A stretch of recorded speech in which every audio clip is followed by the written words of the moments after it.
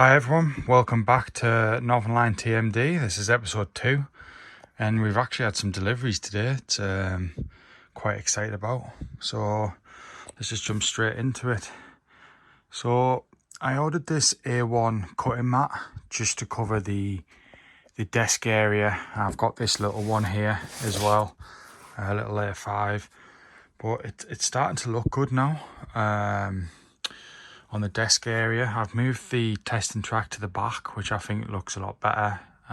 It's not sort of sticking out back here, and it sort of gives me a lot more room to sort of do stuff. The other thing that came, and I've been waiting for these forever, is a 12-pack of IP digital point motors by DCC Concepts. Now, I'm excited for this is because one thing, these are quite hard to come by. Now I've seen these on KMS, I think it was. I'll leave a link in the description of them. And I had to just bite the bullet and get them straight away because, like I say, they're very hard to come by at the minute. They are producing them, but I think there's a component inside them that DCC Concepts are struggling to get to create the point motors. So these are very good. I'll do a video on these sort of when I get to install them, but I'm a little bit way off in terms of installing the point motors, but these are brilliant, absolutely great. So I will get into a video with these. So that's the point motors. The other thing that came is this. Now I was sort of speaking to someone at the local club about this, Jim, and he was going on about it. It's basically a decoder tester. Now, because decoders and everything, they can be quite expensive. If you want to go and get a second-hand one, that's fine. And I'm the exact same, to be honest, and that's why I bought this. Now, it's £39, so it's not the cheapest thing, but basically, if you buy a second-hand decoder, you can test it on this before you put it in a loco. So say, for instance, you buy something off eBay or something off Facebook Marketplace or anything like that, second-hand decoder, and you put it straight in the loco and it kills the loco, then you're done for. Where if you put it in this first, you can test it to make sure the decoder's fine, and if it isn't fine, then as long as you've gone through PayPal or eBay, you should be able to get a full refund. But we won't go into that. I have had refunds before for broken things, so definitely I would recommend is using PayPal to pay for things, or like you say, eBay as well. They do tend to help out the buyer as well as the seller in certain circumstances as well. So yeah, so that's come. And finally, if I just swivel round, the third thing, well, hasn't been delivered, but I went and picked up today, is builder's trestles. Now, currently, I've got the layout sat on these like buckets that I get from work, but as you can see, it is like, that's my foot, so you can see it is quite low, which is not a problem, but sometimes it's a bit dodgy on the knees. I have got some carpet that another club member, James, gave me, which I will be putting up here, but I do want to get it raised, so that's why I bought these. Now, I was recommended the ones from Screwfix.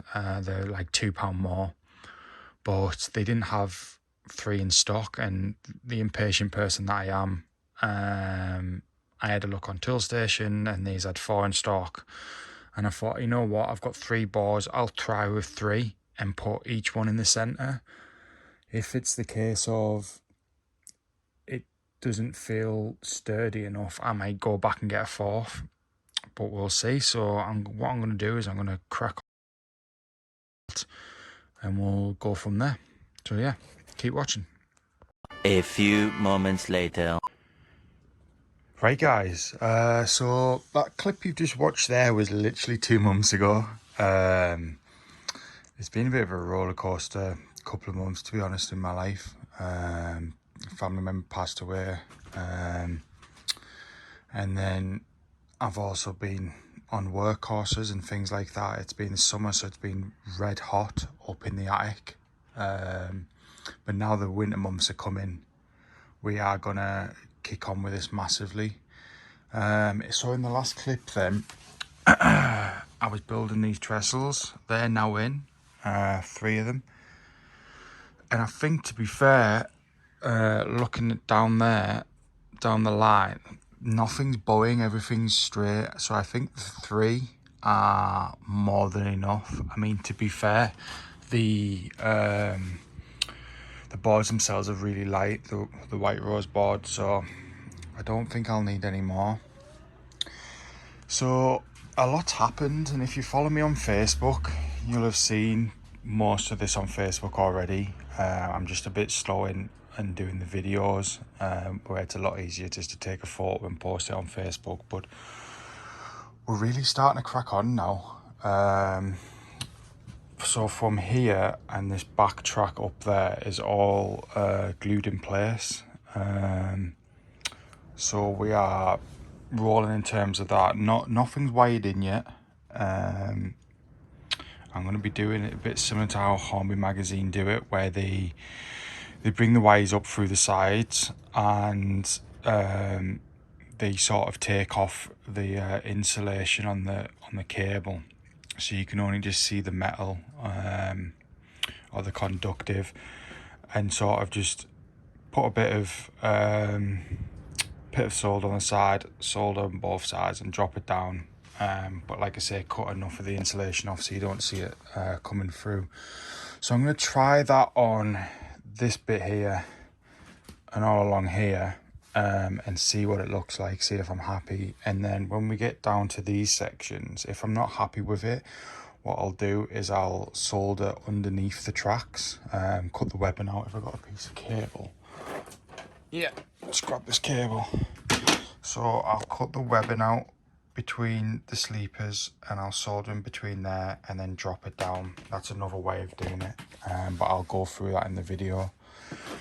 But I just want to go through the layout. Basically, this is the final, well, how it's going to look. Maybe a few tinkers. So if I start down the bottom, this section is, I haven't decided yet, but basically in the TMD layout itself, I want a DRS section and a network rail section. So this is going to be one of them, and then where the other engine shed, there's going to be another two-lane engine shed going across them two in front of that single road, and that's going to be another section. I'm thinking DRS is going up there, and I'll tell you why in a minute.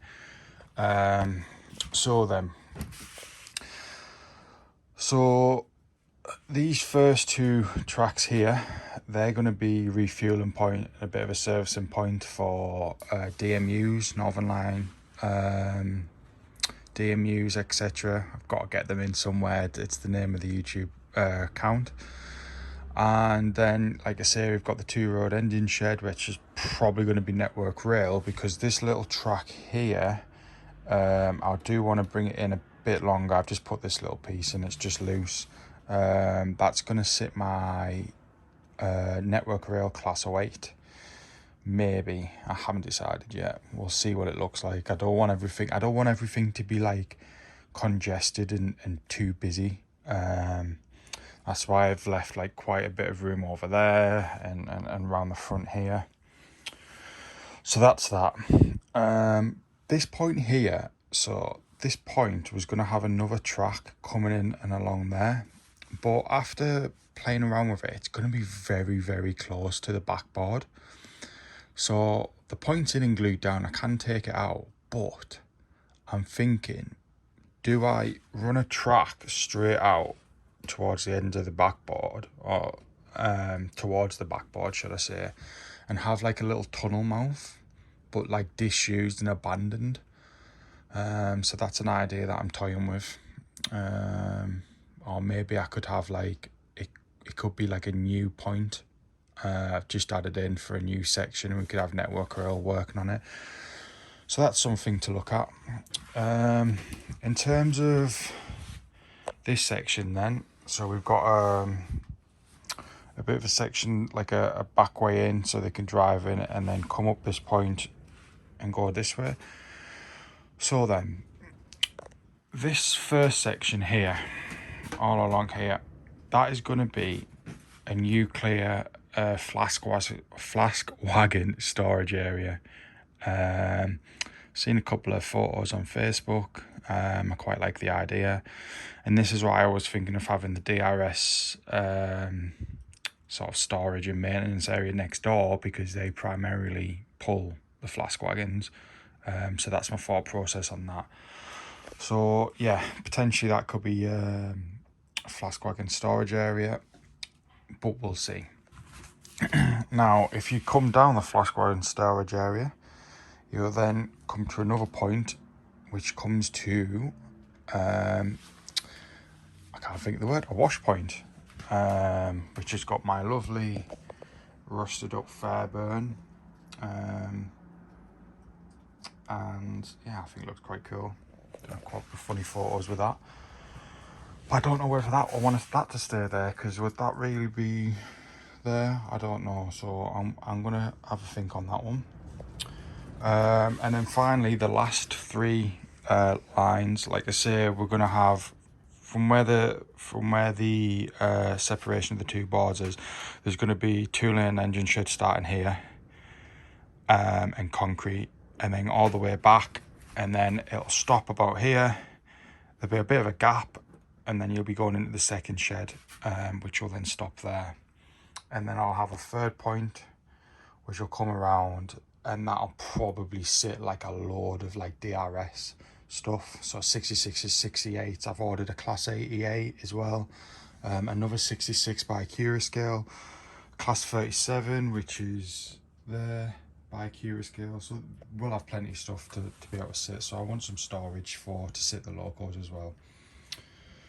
And yeah, and then obviously at the back there, you can see that's the little fiddle yard. So that's where we're up to currently. I have got some news regarding Leven Valley, and it's not good news. But I think I'm going to save that for the next video, purely because I've got to talk about. There's a new layout that I've took over and purchased. So I'll leave a little clip of that video at the end. Sorry, I should say I'll leave a little clip of the layout at the end. And yeah, hopefully you will, enjoy it and not be too downed about what I've got to say about Leven Valley. So yeah, this is just a little update. It's not the longest of videos. I just wanted to tell you where I'm at. Like you say, it's been ridiculously hot up here, so it's been uncomfortable, and it's not been nice trying to work up here. I have been in the garage doing something else on this new layout, but a video will be coming up on that soon. Is there anything else I want to talk about? Well, I've been clearing up this little section here. I don't think this was in the first clip, but I purchased this as well to help me put like detail kits on the 37. I think it was like 15 quid off Amazon. It comes with like helping hands. They're good for soldering, and it also does light up. Is it plugged in? Let's see if it's plugged in. It is. Yeah, so you can see there. I don't know if you'll be able to see. No, I'm not going to get it on the camera, but yeah, it does light up quite a bit, and it's fantastic. And finally, I've just been sorting out my little section. I've got these clips. They are called, I want to say they're called like luggage clips or something along them lines, but basically, if I can get it to focus, you clip them onto your bus wire, and then you add on your dropper wires inside as well. So there's like 2 holes there. You then close it up, and that little metal bit there sort of slices down into the cables. Now, I've been told off a few people that they don't work well, and I've been told off a few people that they do work well. So that bag of, well, the box there's 100 in there. They were about 4 quid. So I'm going to test it and see how it goes. And if it doesn't work, this TMD layout, wouldn't take much to take them out and redo them. So we're going to give it a test and see how it works.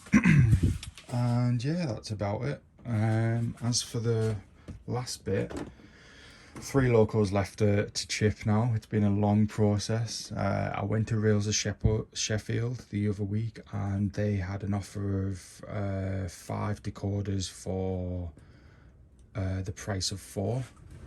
Yeah, 5 decoders for the price of 4.